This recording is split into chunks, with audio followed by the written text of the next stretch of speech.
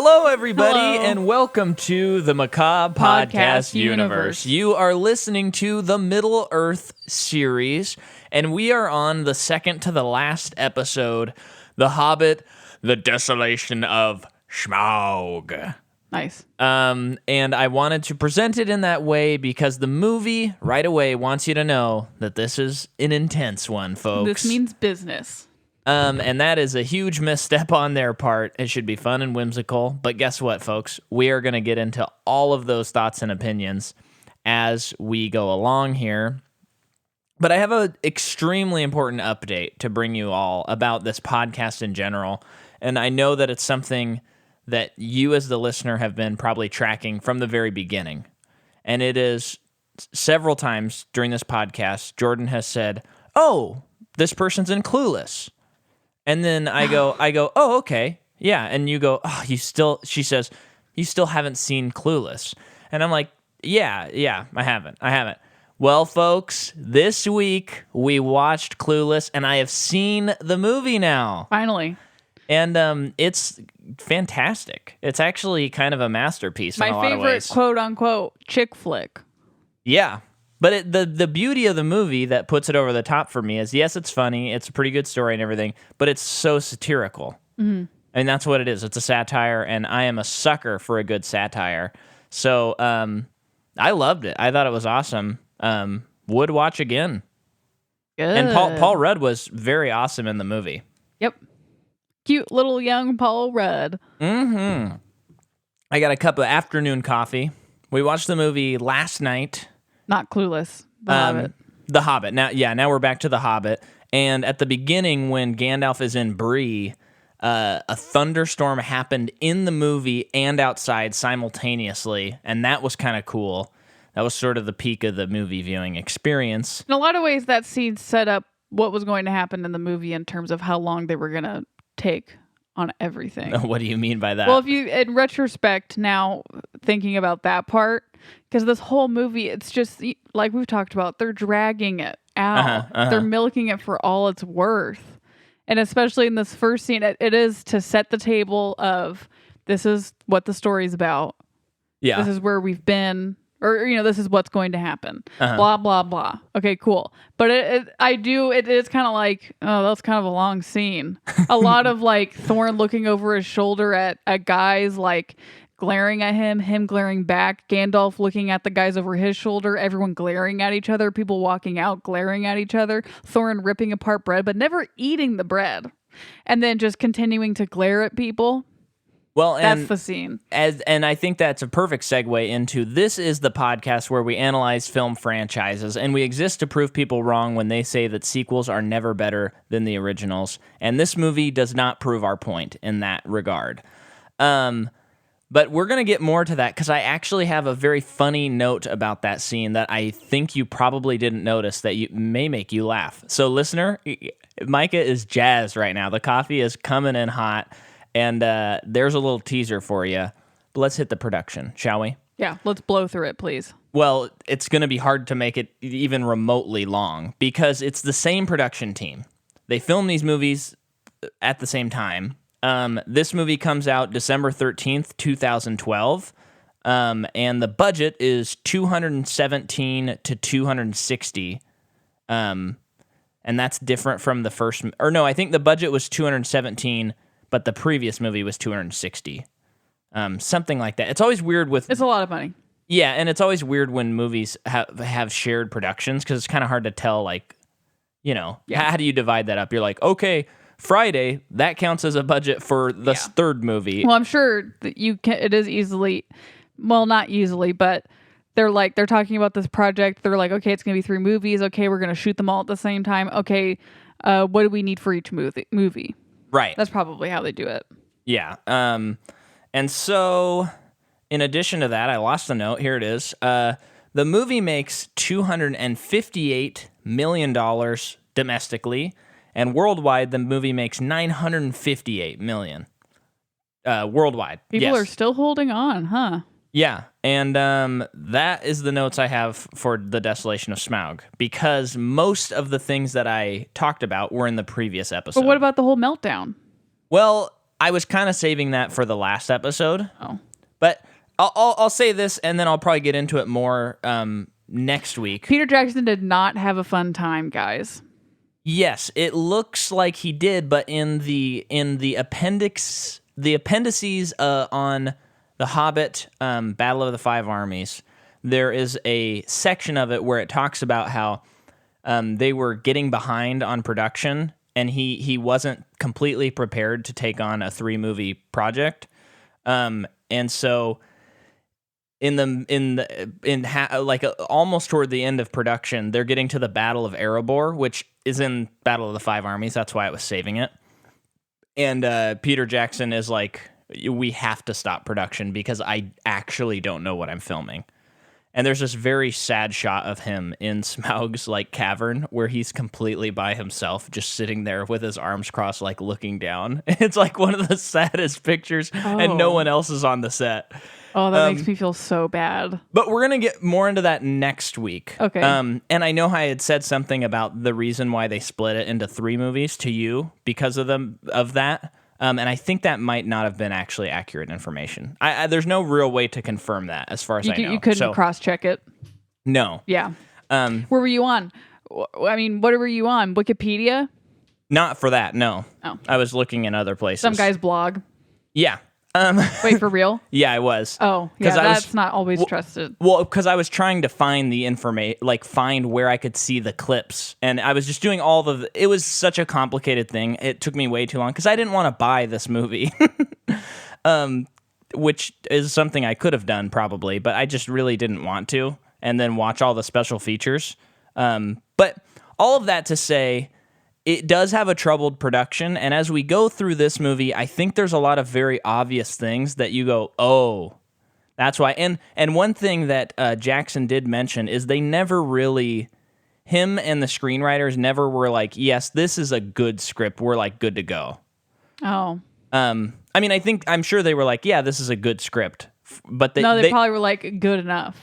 I think that's what it was. Like there were still like loose ends and things they were wanting to change and stuff like that. So anyway, hit me with what you got. And remember, we've covered Benedict Cumberbatch in Doctor Strange. Thank you for reminding me because I was totally going to go over him. I know you were. I also just like talking about him. Well, no, actually I will talk about him. So when I don't think I said this in the Doctor Strange episode. Okay. But I remember there was a time when you, me, Shane, and Sydney were hanging out. And it was around the time we were all watching Sherlock. Okay. So with that being said, Benedict Cumberbatch is going on everyone's radar. No. I don't think I've seen Sherlock yet. I think you told me about it. And I was like, oh, okay, like who plays him? And I think I looked him up on IMDb because he told me Benedict Cumberbatch, and I laughed out loud at his name. Yes. And then I looked him up, and he had one of the creepiest pictures. Mm-hmm. I think it's since changed, but it like was such a weird. He was very blonde. I don't know if it has changed. It's a weird picture. It's not a great look and angle, and I'll say that's it. But I remember thinking that was very fun. Like, oh, this guy, who is this guy? Yeah. And then of course he's wonderful. A great actor, and he's got a great voice. But I think that's when I also discovered that he was playing Smaug. Okay, yeah. That's all I'll say about him. Can I make a couple of amendments? I just looked at some things.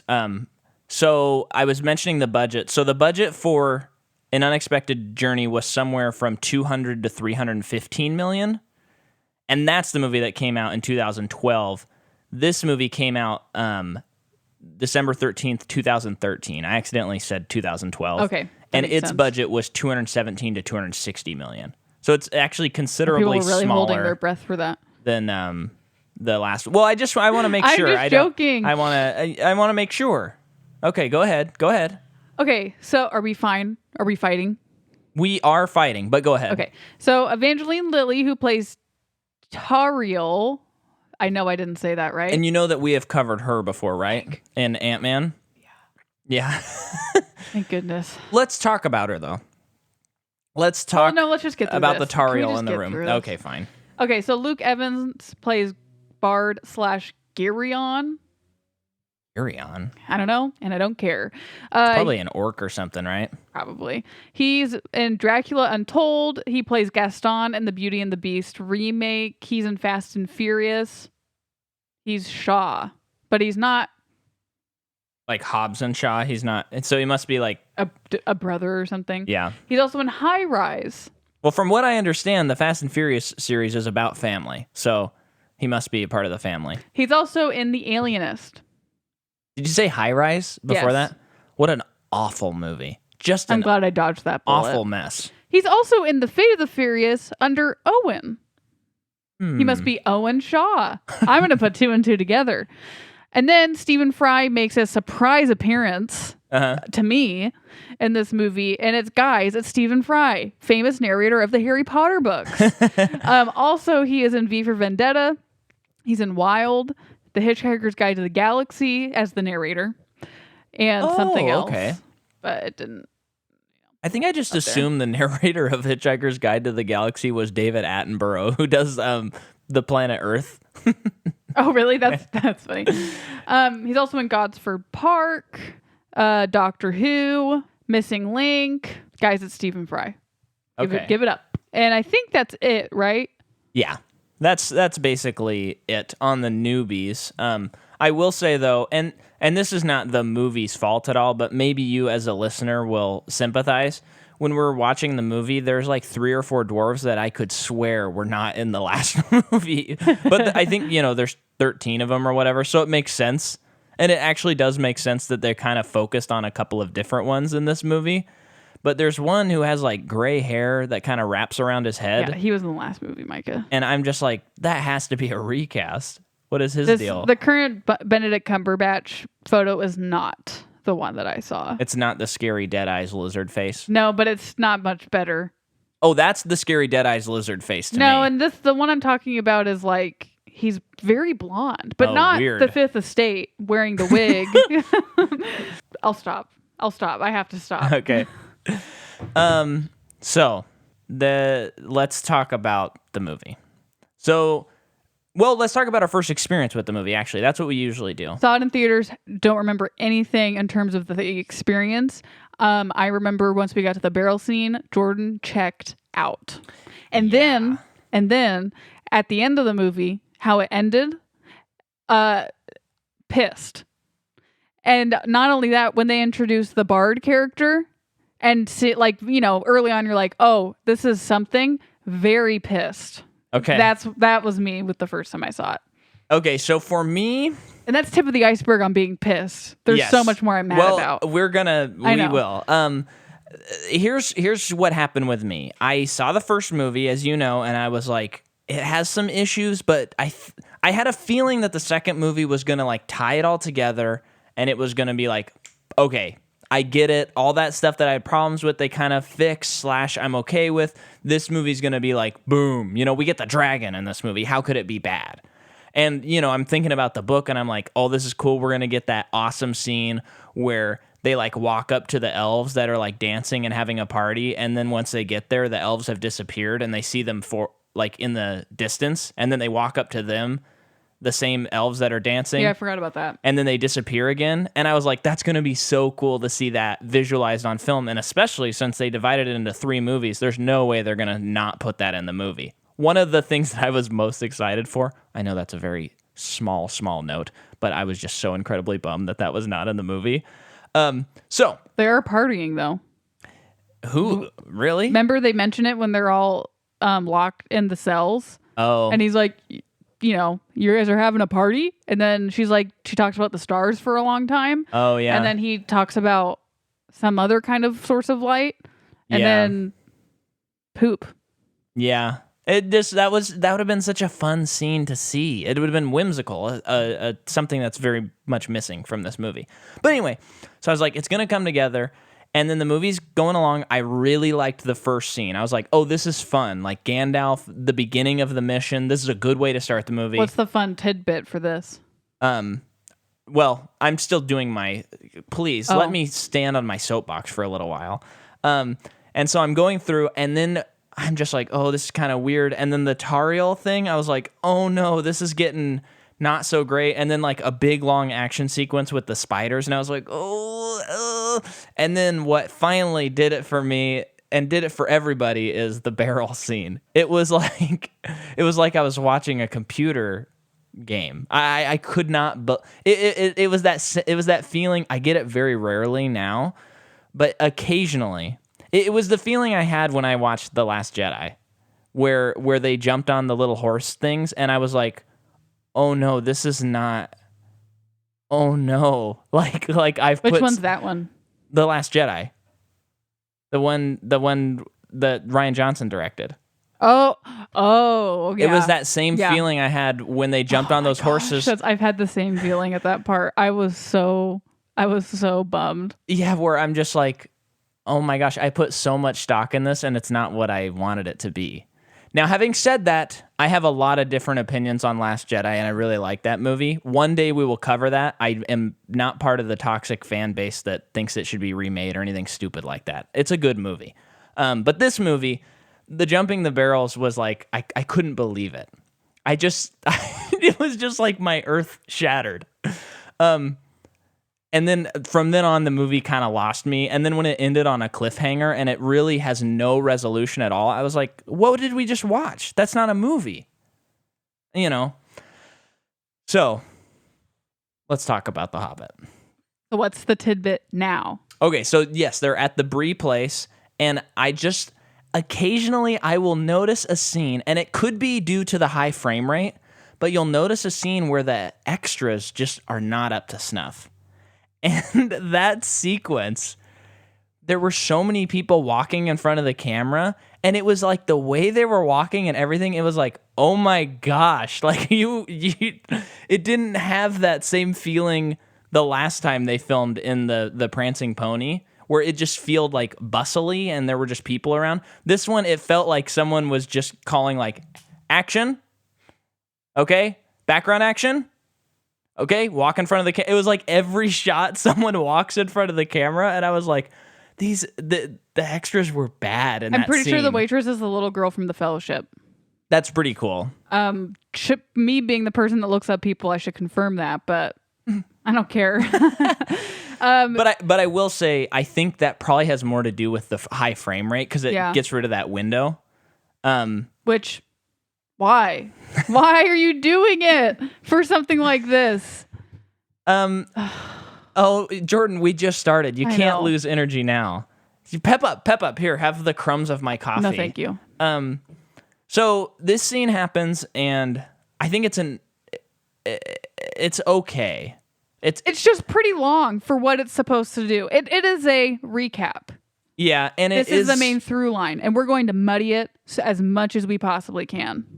And the weird thing about the scene too is they keep on like they do this thing throughout this whole movie where they keep on doing like the horror music cues where the music like builds and builds and builds, and then it's actually not a threat. And they do that like 7 or 8 times in this movie, and it's kind of like, okay, we get it. And they start it at the beginning of this movie, and we know like that it's not going to be a threat. Like we know that Thorin and Gandalf are fine. Don't make it a threat. Well, if they felt the need to do the scene, what they should have done was it starts with Thorin. He is given food like he is, and then Gandalf comes. Yeah. And then they have their conversation, and then Gandalf mentions something about him being watched. And that's when you see people looking at him suspiciously. No, and it's okay for him to be uncomfortable, but like the threat of danger is a little annoying. Because even when the hobbits are there, they're looking around and they're seeing people. I'm talking about in Fellowship. And you're like, ooh, this seems threatening. And you're seeing Strider in the corner. Yeah. But you actually don't know what happens to the hobbits unless you've read the story. So it's like, ooh, this could go bad. But we've already seen Thorin there, you know? Yeah, definitely. So then we cut to 12 months later, and we see them at Bjorn's house. After cat's house. Gosh. Go ahead. Please, take it away. That guy is... awful. The bear animation looks pretty good. I'll give him that. Bear animation's fine. Yeah. I do like that he's a huge bear. He's really that's cool. big. I'm into that. Probably the dumbest makeup in this movie Which is saying which something. is saying something. This guy looks like a cat. Looks like he is right after he is done with his shooting his scenes here. He's walking right onto the cat set. Yeah, but he like looks, the recent movie Cats.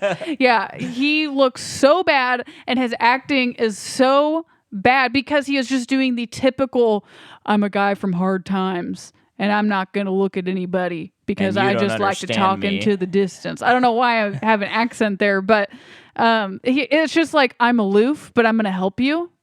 Yeah. It's just such a trope. It is such a trope, and I'm so tired of it. And I think, obviously I know he's bigger, and I think he's even bigger than like Gandalf, who's like, like an average sized man.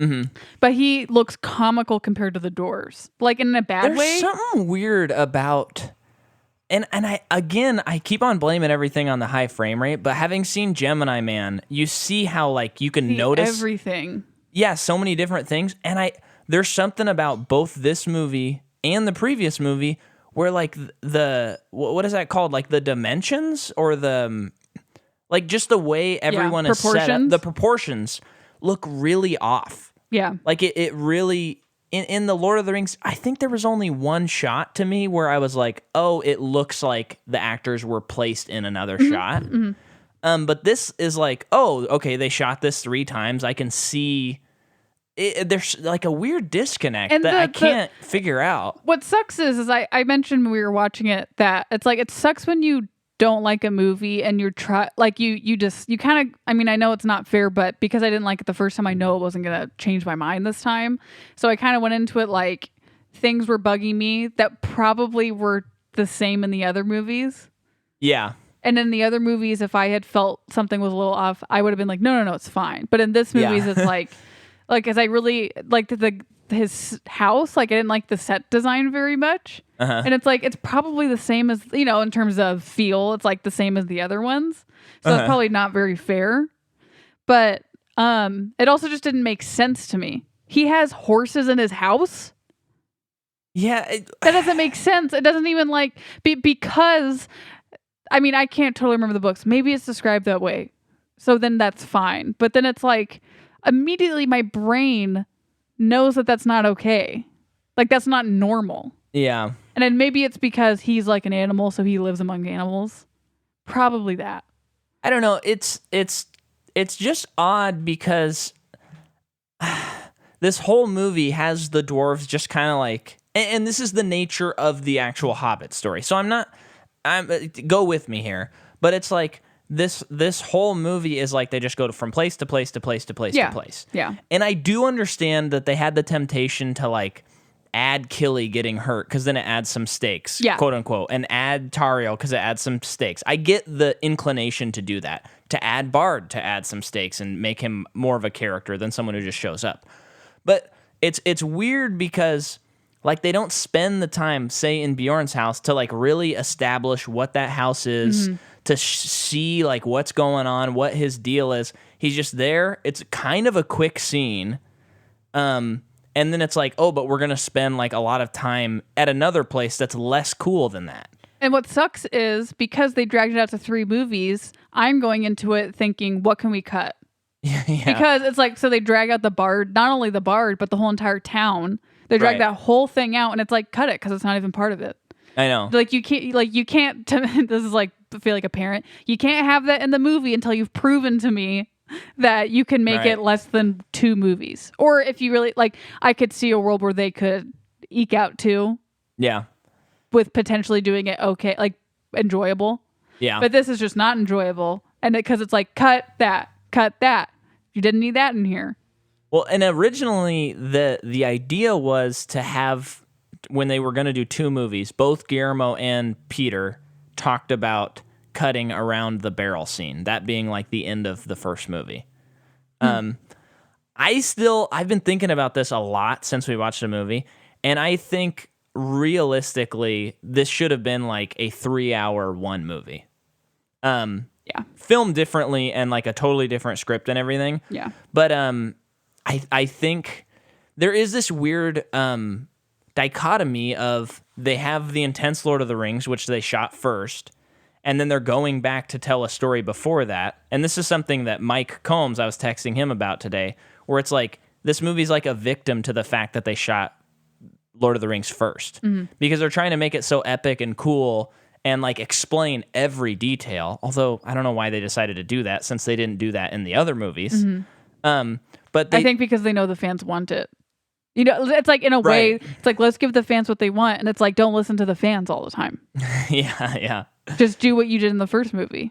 It's just so odd that they continually just drag this story out, and you lose the whimsical nature. And like, I like that when you read The Hobbit, it's very coincidental, and it's like, yes, Bilbo is a proactive character, but in a lot of ways, he's just kind of there witnessing it. But these movies, like, they have the tendency to go, well, we really want to put meaning in this and this and this and this and this and this and this. And it's so convoluted that in this movie, I'm like, what? You know, it's like, what are the dwarves' motivations again? They just want to go home?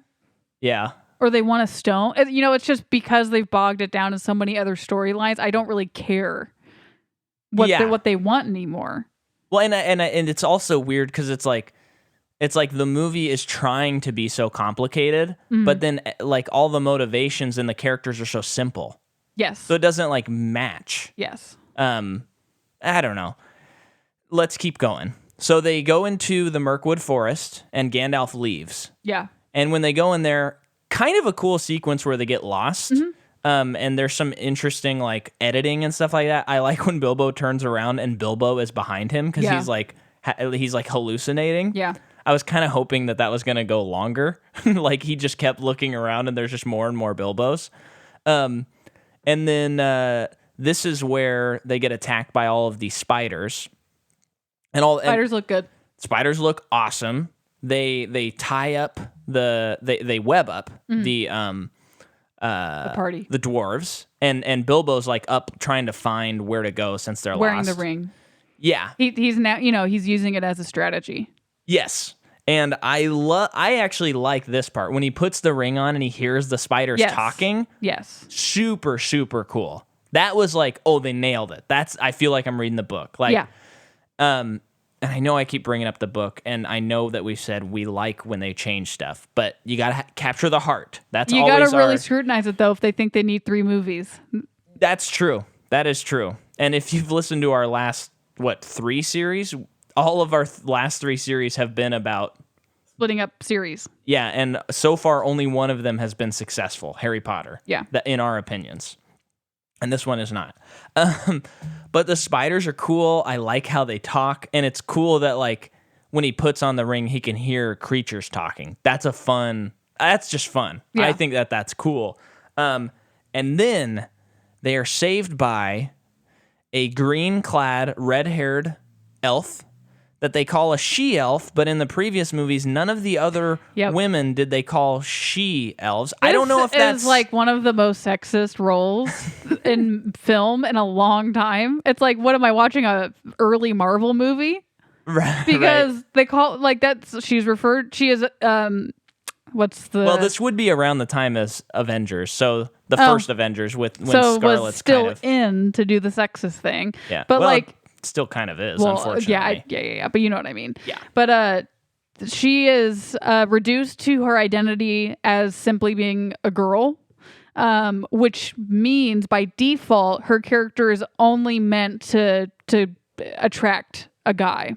Right. Okay, yeah, she's good at fighting, but really she's there to create a love triangle between Legolas, Killy, and her. A love triangle that I don't care about. In a story that is not romantic. Like, it's not a romance story. And it's one of the most in-your-face love triangles I've ever seen. It's crazy. I thought that it was a little more subtle than it was. Like, I was thinking it was, but, like, the first scene she's in is like, oh, hi, dwarf. He's kind of a cute dwarf. No, he's not, says Legolas, CG face.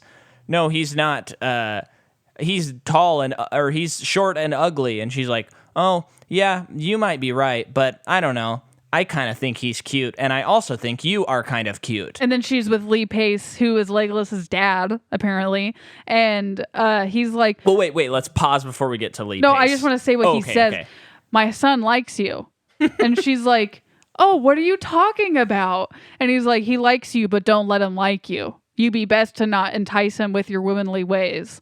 And she's like... You be best. And, she has this look on her face like, what am I going to do? Yeah. Should I go with the dwarf or Legolas? Where does my heart lie?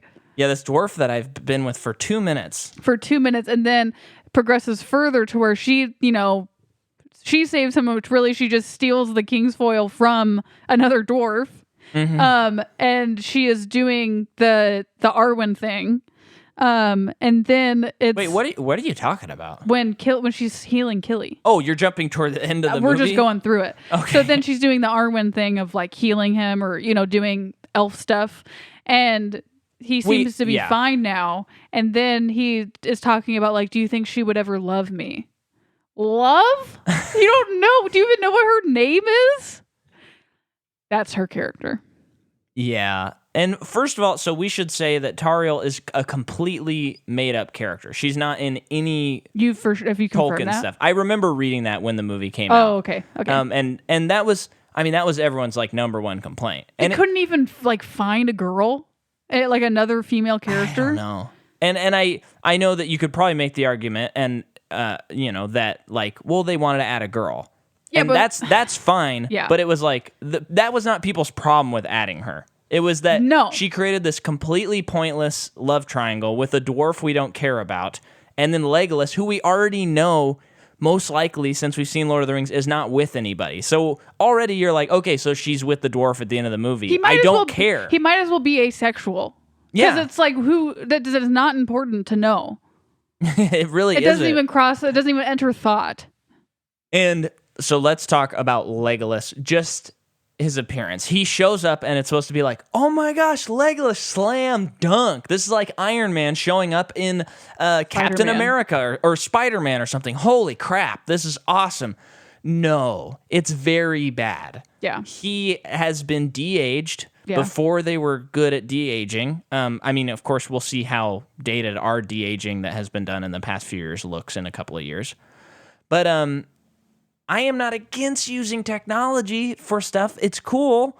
But the problem is they shot it in 48 frames a second. It's easier to see the issues with the CG. On top of that, I just think that, like, I don't care if he has a couple of wrinkles. It's not going to bother me. It's way more distracting to see his face, like, smashed to where there are no wrinkles and paler, as you said, than the original movie, than it is to just see a guy who's 10 years older. It would be so much easier to see the 10-year-old Legolas. They do so much work for this to try to make him look as similar as possible as the other movie, when it's like, remember how much farther back in time that movie was? Do you remember how much younger he was? Yeah. Obviously, he doesn't look like, if without CGI, he doesn't look that much older. But because, like, he was a young man in Lord of the Rings. Right. He didn't have a lot of meat on his bones. Yeah. Now he's a man. Now he's just like naturally has more meat on his bones. So he doesn't, that's like, you can't get rid of that part. So why do you go through all the trouble for the other stuff? And he's not in the book, so why not just not have him in it? Yeah. I know that it does make sense because he's a Mirkwood elf, and it could make... It's hard to resist. Theoretically, it makes sense that he'd be there. But, I mean, if the payoff is this love triangle and just to show him surfing on stuff more, I'm not super interested. No. So now, I hate to do it. I really hate to do it. But we got to talk about Legolas's dad, Lee Pace. Yeah. Lee Pace, we've talked about in our Guardians of the Galaxy episode. Go back and listen to it. That's us really gabbing about a movie in a fun way. I'll say one thing about Lee Pace. Okay. That guy's got a heck of a voice. Sure. That guy should read books. I'm kind of just, maybe it's because of this movie. It's like everyone in this movie has a really low, intense voice. And I'm like, cool, shut up. I'm so sick of hearing this register. Maybe I think that's kind of his register, though. Yes. So I'm fine with it. But it's just a little like, because Thorin is doing a Boromir impression, and most of the dwarves are talking like this. And then, Gandalf has got the old man thing down, so that's cool. He's on his own thing. But it's like, really? Another Like all the bad guys have low voices. It's just kind of like, cool, another low voice guy. I don't know. And I do not know. I asked Jordan this when we were watching it. I said, do you think it is possible that they could have written Lee Pace's character any more, like, could he be any less likable than he is? Because I hate this character so much. Yeah. Like, all you want for him to happen is to fall off a tower and land like Sauron did on that spike. Yeah. You just want him to die so bad. I didn't even dislike Sauron that much. He was, like, fun and cool. Who even knows what is he doing? What's his motivation? Remember, he like doesn't like the dwarves because he doesn't like them. Because of pride? I think so. And so why are we spending like a close to 5-minute scene with him and Legolas like interrogating a orc? Yeah. Well, it's because all of the dumb Sauron stuff that they felt the need to infuse into this series. Yeah. And I okay, we're probably halfway through this episode. I just want to say that anyone who's involved in this movie, I am not trying to like bash you. I think that this is a product of them having to have a rush production. That's what I truly do think. And I don't dislike the actors and stuff like that. Having said that, I think Lee Pace's performance is awful. I hate the performance. I think he did what he was asked to do. And we'd love to have you on the podcast, Lee. But oh my goodness, I hated that performance so much. Every scene, it's like, can we just skip it? Can we please just skip the scene? Because I don't like him. But you are welcome on the podcast anytime. And Peter Jackson, we'd love to have you on. So now, we talked about the love triangle. Have we done enough on that? Yeah, so the dwarves are captured. And they're there for a while. Bilbo sneaks in using the ring still into Mirkwood. And that's cool. Yeah, and it's cool, but we barely see anything that he does. So he gets them out. Mm-hmm. And that's when we get to the barrel scene. Yes. And let's just say Martin Freeman continues to dazzle us. Yeah, and here is the actual biggest problem with this movie. Maybe you will agree with me. It is called The Hobbit, but it should be called The Dwarf, Thor and Oakenshield. Because Martin Freeman has like 30 minutes of screen time in a 2 hour and 41 minute. 13 dwarves and a hobbit. Like, what is it? 3 men and 2 men and a baby or something? Yeah. But it's like this story is kind of told from Thorin's perspective in a lot of ways. And it's like, this should be Bilbo. This should be... It's about Bilbo. That's what I came to see. And Martin Freeman is like probably the best actor on the set. Yeah. Besides Ian McKellen. Like, you don't just hire Martin Freeman and give him absolutely nothing to do. And when he's on screen, it's electric. That's why you're just like, oh my gosh, I want more. Like that whole scene when he puts them all in the barrels and he's doing his like very frantic Martin Freeman thing. And then he lets all the barrels down and then he forgot to get in a barrel himself. I laughed. Yeah. That's hilarious. Yeah. And then he's sitting there like sneaking around with his huge hobbit feet trying to figure out how to get down. Yeah. Super funny. Yeah. Because it's Martin Freeman and he's a master at like pensive agitation. And so do you want to kick us off with the barrel scene? There are 13 dwarves and 13 barrels and they are barreling down the river. Whitewater. 13 dwarves and 13 barrels. Maybe that could be the title. They really utilize GoPros in this scene. Very odd choice. Yeah, I commented that it seems like they had a day off shooting and everyone working on the movie was treated to whitewater rafting, and some people brought their GoPros for fun, and then someone saw it was like, oh, we should put that in the movie. Yeah. As they're going down the river, orcs come, but then also elves come. Pretty much, it's just a big, long action scene. And it just sucks because I think that if they really committed to the fun, whimsical part of this, I think this could possibly work if they really committed to fun. But they did not commit to fun. They committed to nothing. They committed to cool action, but it gets into cartoon land. But it gets into cartoon land. Therefore, I'm just bored by what I'm looking at. Or I'm just like, I can't believe Legolas is surfing on an orc. He did an ollie. He was skateboarding. Okay.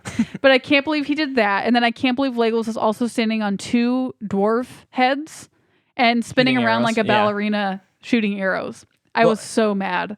And I think we mentioned something like this in our previous episode, but to continue this thought, like Jordan and I are not suckers for like the details. We're usually not that concerned with it. Like a movie needs to be streamlined and told. A story needs to be told. You don't have to get bogged down in the details. And something like physics, I don't really think about when I'm watching a movie. But when physics are like when CGI artists like throw physics out the door, what you're watching, it's literally like you are watching Looney Tunes. Mm-hmm. So when you're watching the scene, it has like a Looney Tune quality to it. And if you did it it wouldn't work in this series because they've already established realism. Yes. In Lord of the Rings. But it's like shocking to watch this barrel when Gloin, the really big one with the orange hair, like bounces down a cliff, kills like 13 orcs, bounces over the river, kills like 13 more, and then bounces over the river again. And I think this shot goes on for so long, and you keep thinking it's gonna stop. He very like an acrobat jumps into another barrel. Oh. I hated that. And I'm just thinking the only person who could do this, and I would wholeheartedly be pumping my fist for, is Jack Black. And I don't see him in this movie. Yeah. But it's so weird. And I think I would like to maybe propose something. There's a famous expression for TV when a TV show gets bad. They call it jumping the shark. And I think I've heard of it, but what does that have to do with Happy Days? Oh, did something happen in the show? Yeah, in Happy Days, there is an episode that many consider like this is when the show went from good to bad. What was the episode? What'd they do? Well, Fonzie was like I don't remember why he was doing this, but there was a shark in the ocean. That's what it is. And he like skis and jumps over the shark. Okay. It's literally jumping the shark. Isn't that's that where crazy the expression. That's Henry Winkler. It's really so crazy. crazy to think about. He's had such an and illustrious Ron Howard's career. in that show. Yeah. It's just so crazy. I used to watch it every day. I would watch it sometimes on TV Land. Yeah. But that is like cited as like jumping the shark. I get it. So I propose that maybe we change it to jumping in a barrel or barreling down the river. Like this movie barreled down the river. Yeah. Because they really bounced the barrel in this movie. Yeah, they bounced the barrel. Something with barrels because and leave a comment in our Apple and tell us what you think it should be. 5 stars, please. Because it really is like you keep thinking that the movie is maybe gonna redeem itself, and then from that point on, it's like I'm lost. This is over for me. So during all of this, Gandalf goes to a mountain. I like the set of this climbing up the mountain. Yeah, very Mines of Moria-esque. But like the weird stairs leading up to it. Yeah, yeah. And then inside, I thought that was very cool. And Radagast is there, his old pal. Mm-hmm. And they find out that the 9 ring wraiths are out. Yeah. And Radagast says, the only answer to one, master. And then Gandalf thinks, I better really go check out this dude that must be in this forest. So he goes to those ruins that we saw in the first movie and sees an army of orcs. Sees Azog, right? Yes, yeah. After he breaks some spells. It's truly, what is he doing in this movie? I don't know. Because also he has like his right-hand orc dude. Why do we see him so much? Why isn't Azog going to the town, the lake town? Well, but remember, this is my theory, because Jordan and I have not seen Battle of the Five Armies, but when they're in Lake Town and they're fighting, Legolas he like kind of bests the right-hand man of Azog, but that guy walks away. So I told Jordan, I said, what's going to happen is in the next movie, there'll be a moment where Legolas gets to like face the bad guy that got away in Lake Town. So much of that should not be a thing. Oh, no. It's horrible. Going all the way back to Legolas shouldn't be in the movie. Yeah. But it's just... I mean, at this point, I've all but checked out mentally. I definitely have checked out emotionally. Yeah. But Gandalf faces off with this amorphous blob, which is like one of the capital sins of movie making now. Yeah. And then it's revealed that it's Sauron. Or the Witch King, or something. No, here's what's confusing. Well, I mean, yes, but here's what's so confusing is, in the Fellowship of the Ring, this is prequel problem, like etiquette 101. This happens all the time when they make a prequel. They go back and they provide significance to something or try to explain something that later happens in the series, in movies they've already made. And when they go back and do that, a lot of times they take their knowledge of the story and they place it to the characters that would not know the knowledge that they're going to find out.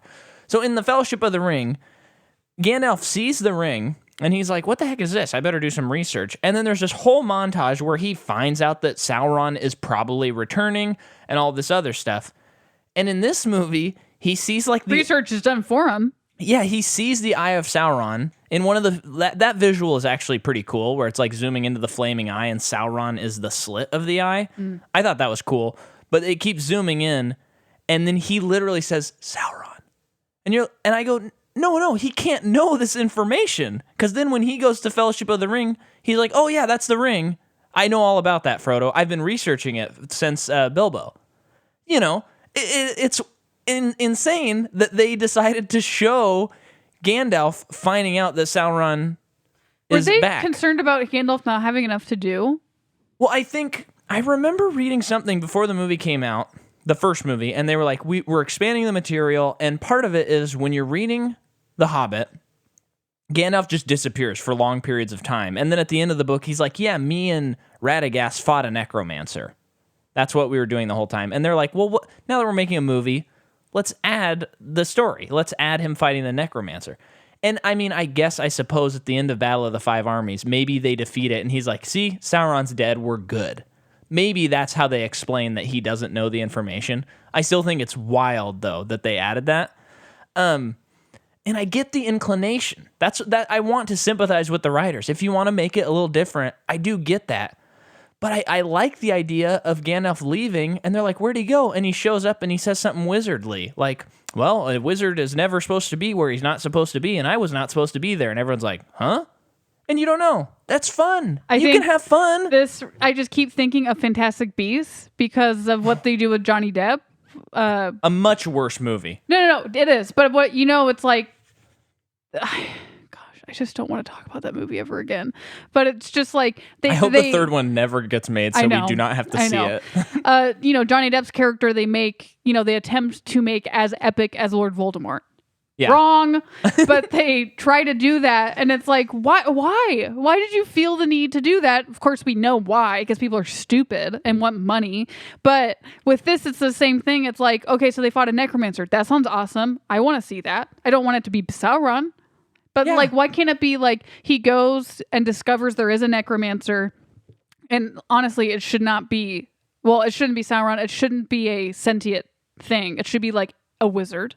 Like I know there's so many cool visuals they missed out on, like makeup and costume. But like a necromancer that's like terrorizing a community of things. It'd just be cool if it was like another white bearded wizard guy that was kind of Sauron-y, but maybe he's a little more like eclectic and kind of weird. And then like him and Radagast got to team up and fight him. Yeah. Wizard fight? Come on. You got my money. Yeah. You don't need to make it super epic in terms of story for me to be into it. And you can even have a little tease like, he says something before they kill him that's like, just wait and see. I don't know. Oh, like the necromancer says something? Yeah, like that implies he... Yes, one throwaway line. I'll grant you that. But it's that weird prequel problem where I just think when you make a prequel, that I think you need to make your view less. Like zoom in and tell a more intimate story. Because that's what we wanted out of Fantastic Beasts. Was like we wanted whimsy again. We wanted Fantastic Beasts and where to find them. We literally wanted what the title was. Yeah. And we were not given that. We did get the Crimes of Grindelwald, though. Boy, did we. A lot of crimes in that movie. The only redeeming, and the movie's not redeemable. Yeah. But the one sliver of redemption is that dragon cat thing. Cat dragon creature, which is still one of the coolest animated things I've ever seen with my eyes. It's so cool. I love that thing. I wish that was the whole movie. But let's stop talking about it because I don't ever want to talk about it again. Well, we will eventually. We have a contract to do that. But okay, so Gandalf does all this stuff. Also, the movie doesn't go back to him. He gets captured in a cage, and that's the last we see him. And I mean, this whole movie, there's no beginning, there's no middle, and there's no end.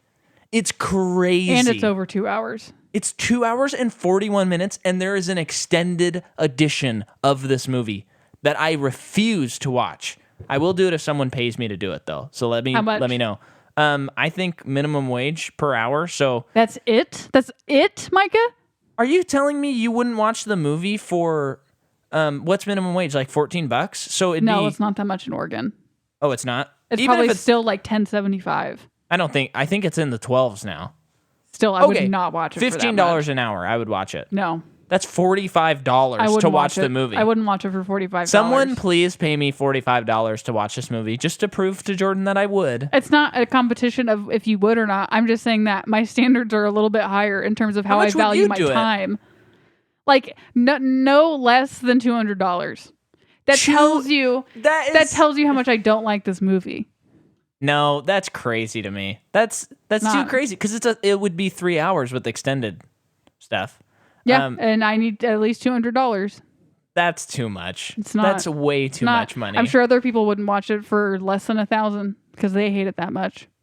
That's insane. That's so insane. So we Jordan. are fighting now. I just think that's ludicrous. I think if someone walked up to you, handed you the extended edition, and said, "Here's $45 to watch it," I don't think you'd be like, "No."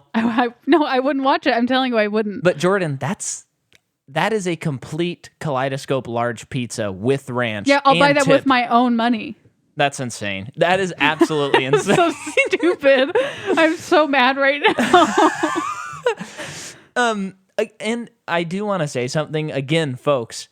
I don't like this movie. I don't think it's good, but I don't hate this movie. So I just want to reiterate that. There is some stuff that's pretty cool in it. Let's go to Lake Town. Okay. We're at Lake Town. We see Luke Evans, a guy with a terrible wig. Yes. And then you think, everyone's wig looks a little off in this movie, which we talked about in the last movie. But it is definitely because of frame rate. You see things a little bit more clearer. Yeah. Also, it's like every man, besides the obviously bald ones, but like have luscious hair. Yeah. They have more than they know what to do with. Luscious hair. I feel like in the other movies, like I feel like King Theoden, he just kind of was a guy with thin hair. Yeah. But I think he still wore a wig, but I didn't think about his hair when I looked at it. I think about people's hair when I look at them in this movie, and I shouldn't be thinking about hair. And I don't want to like bash on the costume designers and makeup. I really, really don't. But I do not like the design of a single character except for Gandalf, who is designed like he was in the other movie, and Bilbo, who's designed after Bilbo from the previous movie. Radagast is on the fence for me. I like Radagast. I kind of like it. Radagast is still up for Jordan. Yeah. I like him more in this movie because he just says a couple lines and is a little bit less like, I'm trying not to cross my eyes in every scene, you know? He just looks like he belongs in a Tim Burton movie. Yeah. I think though, like you said, if the whole movie, if they were more whimsical and just like embrace that instead of trying to be action movies, I think I wouldn't have any problems with Radagast. I think it's just that weird, like, oh, we're looking at this like clown in this scene, but in the next scene, Thorin's like, my family was left for dead by the elves. Yeah. Okay, dude, please shut up. Yeah. I hate when you're on screen. Hate that this is your movie and not Bilbo Baggins. So we're at Lake Town, and I guess Stephen Fry is king of the land, king of the lake. He's the master. Master of the lake. They say. And Master Blaster. We talked about on one of the episodes. We just talked about. So I'm sorry, folks. I just had a flashback. Thunderdome. We were talking about two people That's their name. It's Master and Blaster, and Blaster's the big guy. Master's would not the have little even guy. thought about that. But to fill you in, listener, one of our previous episodes. It was the last one. Was it the last one? Yeah, because we were talking about the goblins. That little dude reminded me of Master. Yeah. And then the goblin being Blaster. Okay. Oh, no, just the one goblin that floats away on the little thing was Master. Okay, cool. We're really glad we could provide resolution. Yeah, and that's what you're here for. That's what you're going to get every week. Resolution. Unlike this movie that has no resolution. So this town seems to be like in political ruin. Like Stephen Fry seems to be some kind of dictator, but it also doesn't feel like that. And everyone hates Luke Evans because of his dad. So can I butt in? Because I just flipped through The Hobbit and I was looking at like Lake Town. I just totally like cursory glance. I've read the book a couple times, but it's been Did they years. get into it in the book? And basically, there's like the hobbits, the hobbit and dwarves show up at Lake Town, and then they're kind of like, "I'm Thorin Oakenshield, like I'm king of the mountain. I'll help you guys get rich." I think kind of like that scene in the movie. And then the master's like, "Awesome, give them a feast, send them on their way." I believe that's what happened anyway. Again, I skimmed, but then Bard shows up just when Smaug attacks the city, and he just shows up, kills the dragon. In like a scene where it's literally like, and then a man named Bard grabbed a black arrow and shot him. And so do that. And then after that, they try to like make him king. And I think there is kind of an implication that the town has not been run very well. And I didn't really look to see if he becomes king or not, because it was like 3 or 4 pages, and I was like, I want to record. Well, what sucks is it totally makes sense movie-wise that you would be tempted to turn Bard into a full-on character. I get that's it. what I think, because reading the book and the approach that they've taken in trying to explain everything, it's like, oh, well, this Bard character just shows up.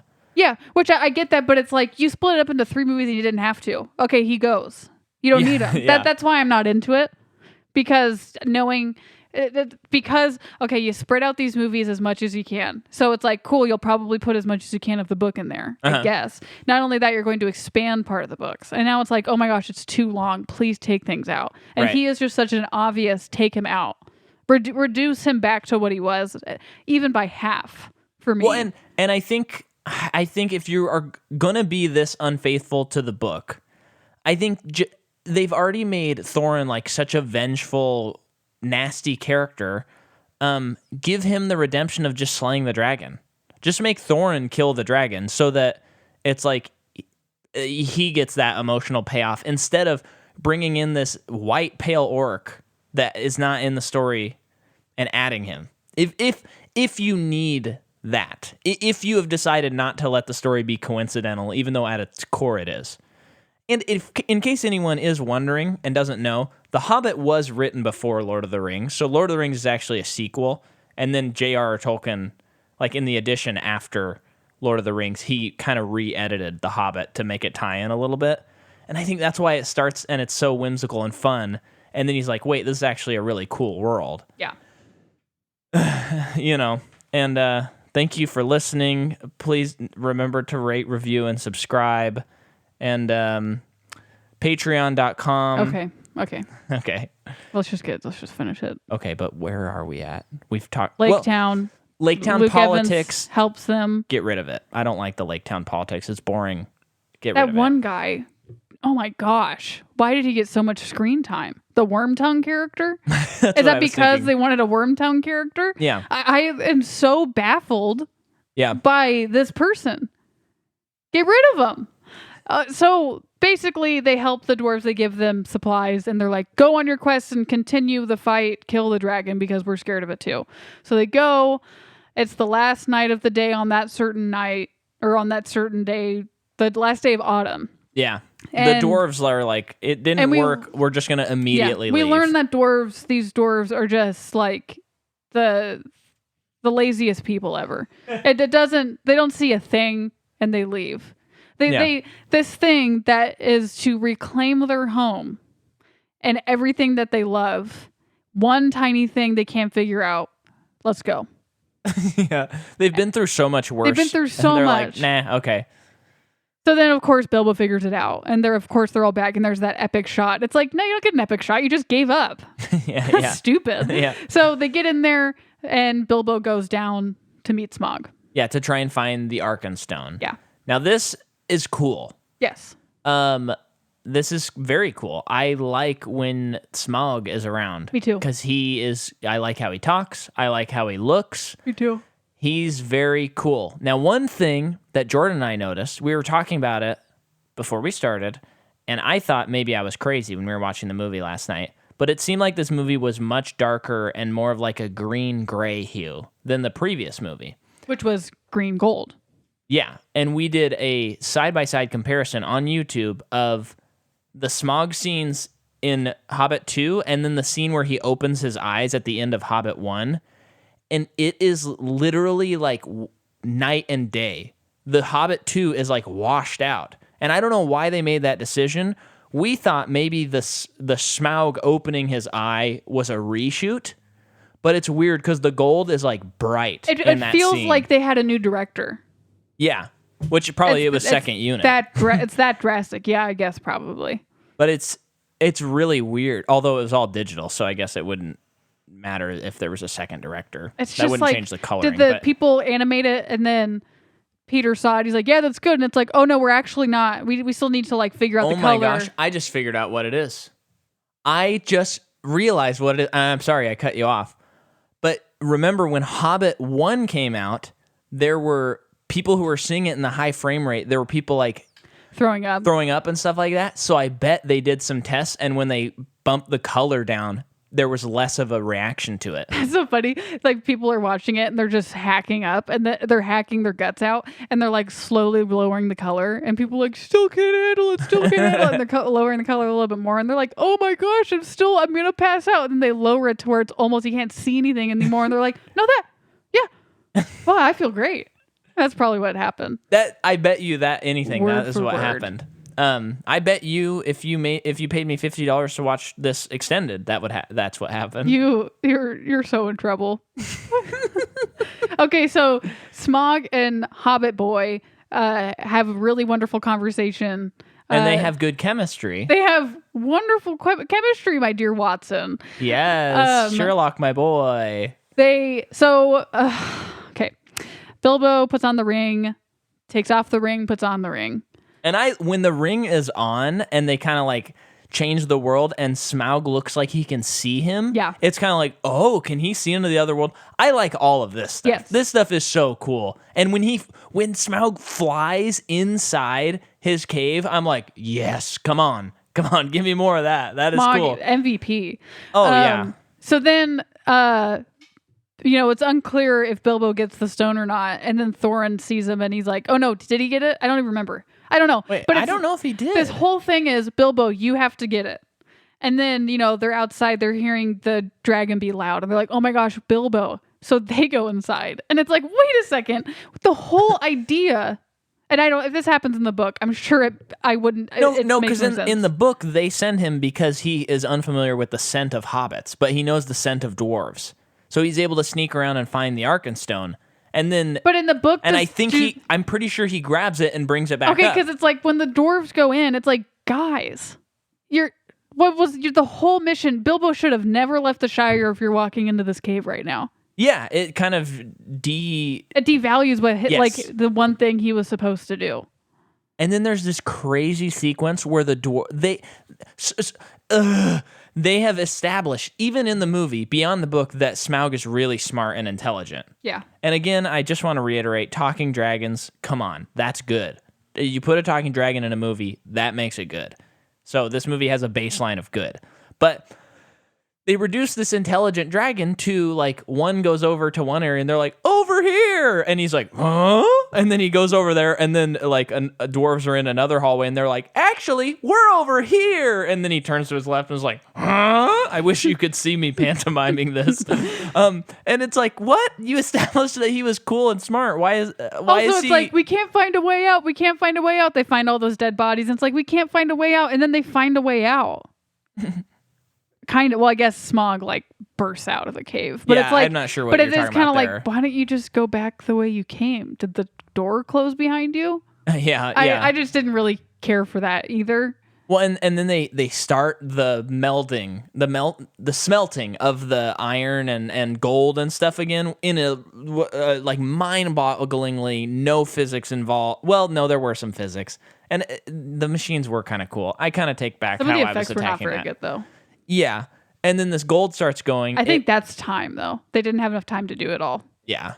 And they make this huge golden statue, and Smaug's, I think he's about to leave. And then Thorin's like, hey, you're ugly and we don't like you. Why don't you come over here to this area? And then he comes over and he's like, this is our home. Yeah, and then Smaug just kind of...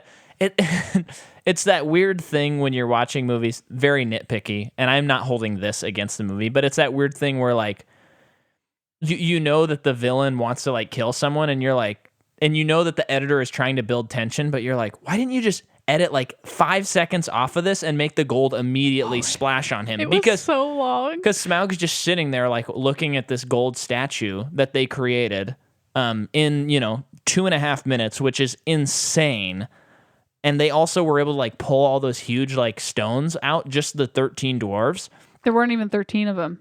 Some of them stayed in Lake Town. Oh, we don't need to talk about that. But...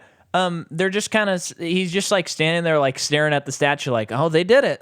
They did it. Well, I take that as he's obsessed with gold. So he sees the gold and he's like taken by it.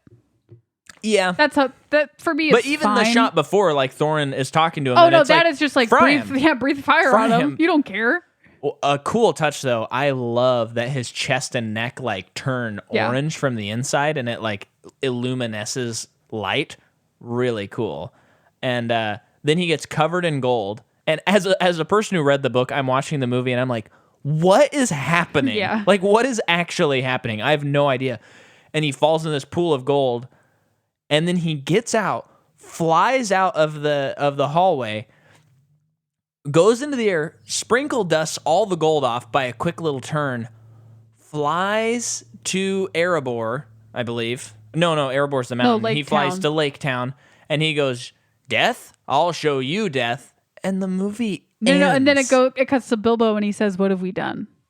Oh, that makes it even worse. And then it's an Ed Sheeran song that plays on That's the credits. Who it is? Is he singing that Nina Simone song?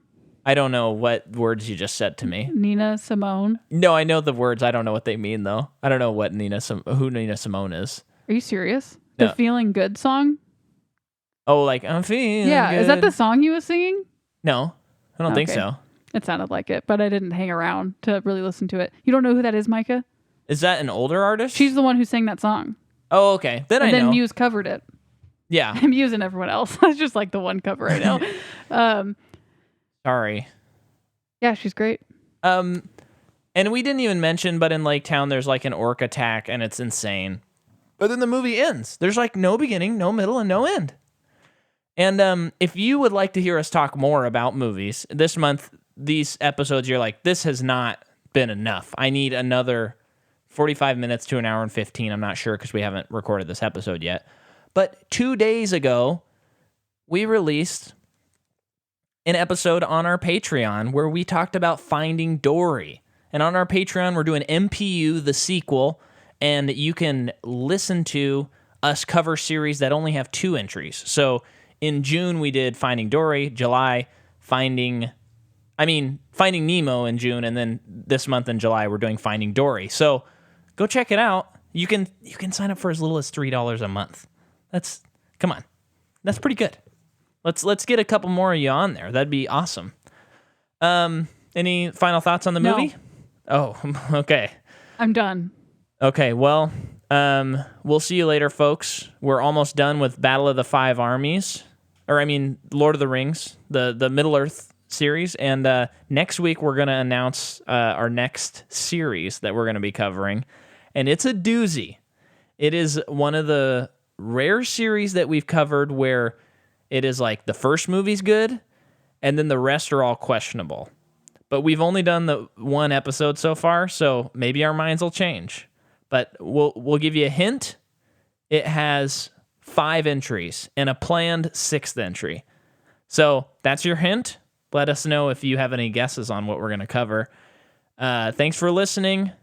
Hope you didn't get as mad as we did. But I hope you laughed at us.